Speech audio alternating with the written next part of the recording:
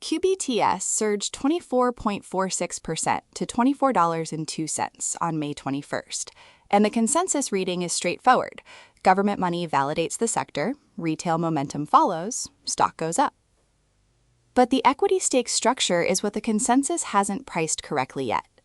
The U.S. government did not issue a grant to D-Wave. It took a direct ownership position via the CHIPS Act, the same mechanism used with Intel and TSMC in semiconductors. That distinction matters because grants are one-time capital events with no ongoing institutional commitment to the stock's value. Equity stakes create a permanent government creditor owner whose exit would be a headline event. The prior thesis on QBTS was a speculative technology bet, a company burning cash in a pre-commercial technology with no sovereign backstop and no structural floor on the downside. The equity stake closes the gap between that thesis and the semiconductor infrastructure thesis, where federal co-ownership functions as a de facto valuation anchor in a national security asset. What changed is not the technology timeline. D-Wave's annealing architecture hasn't accelerated. What changed is the institutional character of the largest shareholder, and that changes the risk structure for every other participant on the cap table. Institutional allocators who were barred from QBTS under speculative asset mandates now face a different classification question. Is a federally co-owned quantum computing company a speculative technology stock, or is it strategic computing infrastructure? That reclassification question is where the unpriced move lives, not in the 24% already captured, but in the reallocation flows that haven't arrived yet because the mandate review cycle hasn't completed. Yet the reclassification only holds if the equity stake signals durable federal commitment, rather than a political cycle investment that reverses with the next administration. And the evidence on that durability question is exactly what the 24% move does not resolve. The 96% spike in QBTS call options on May 21st, 108,592 contracts against a typical daily volume of 55,432, is the timing detail that reframes the price action. Call options of that volume don't represent retail traders reacting to headlines. They represent a participant class that either anticipated the announcement or moved within minutes of the first wire. The position pressure that made that options flow rational was not the 24% move itself. It was the absence of short-side covering pressure ahead of the announcement, which meant the options buyer was acquiring asymmetric upside against a stock that hadn't yet begun to reflect the catalyst. That structure, large call accumulation before or at the open of the catalyst day, against a stock with no prior short squeeze pressure, is consistent with participants who had early access to the announcement scope, not just its headline. The implication for current holders is direct. The 108,592 calls represent a participant who entered at a structurally lower cost basis than anyone buying QBTS at $24.02.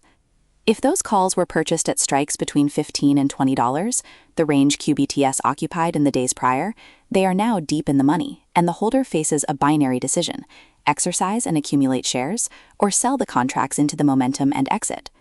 The participant most exposed in the current structure is not the early options buyer. It is the investor who entered QBTS above $22 on the catalyst day, holding shares against a position that the early entry participant can monetize at any point. That exposure ranking matters because the early options participant's exit path runs directly through the retail and late institutional flow that arrived after the 24% print, and the timing of that exit is not observable from public data, only its preconditions are. What the 96% option spike does not tell us is whether the early entry participant was pricing the equity stake specifically or the IBM $2 billion quantum foundry news that broke the same morning, and that ambiguity is what makes the current price level structurally fragile. RGTI also surged over 20% on May 21st, named alongside QBTS as a direct recipient of the CHIPS Act $100 million equity investment. Yet, the market did not treat them identically. QBTS reached a 26% plus intraday peak before settling at 24.46%. RGTI gapped up, but the magnitude and continuation pattern diverged, and by May 22nd, the MarketBeat coverage framing RGTI as a should you buy question appeared, while QBTS was still printing gap-up continuation. The position pressure difference between QBTS and RGTI traces to a structural distinction in how the government equity was distributed, and the articles do not specify the split, which itself is a missing layer that the market has not yet fully priced. If the $100 million was allocated asymmetrically, the company receiving the larger stake inherits a proportionally stronger sovereign anchor thesis, and QBTS's 24.46% versus RGTI's 20% divergence suggests the market is already pricing QBTS as the primary beneficiary, whether or not the allocation detail is public. IonQ, which received no direct CHIPS Act equity stake, still gained 12.4% on May 22nd, meaning sector repricing is running ahead of fundamental differentiation, compressing the relative value gap between direct beneficiaries and non-beneficiaries. That compression is the countersignal the QBTS thesis has to absorb. If IonQ closes 12.4% on Syndifi flow alone, the incremental value of QBTS's equity stake is being diluted by sector-wide multiple expansion that carries non-recipients alongside. The scenario that confirms the QBTS equity stake as structurally differentiated is a rotation, where institutional allocation explicitly moves capital from IonQ and RGTI into QBTS on the basis of the ownership classification change, not on sector momentum. That rotation has not appeared in the public flow data yet, and the leaning tilts towards QBTS maintaining a premium over non-recipients, but the premium narrows if the sector rally continues lifting all quantum names regardless of stake status, leaving the 24.46% move partly as beta capture rather than alpha on the equity stake thesis. The $24.02 closing price on May 21 is the benchmark. If QBTS holds above it on the first week of normal volume after the catalyst, the institutional reclassification flow is arriving. If it retreats towards the pre-announcement range while IonQ holds its sympathy gains, the move was sector beta, not thesis repricing. Every day after the close, we publish a market wrap and key issue analysis. Subscribe to the channel.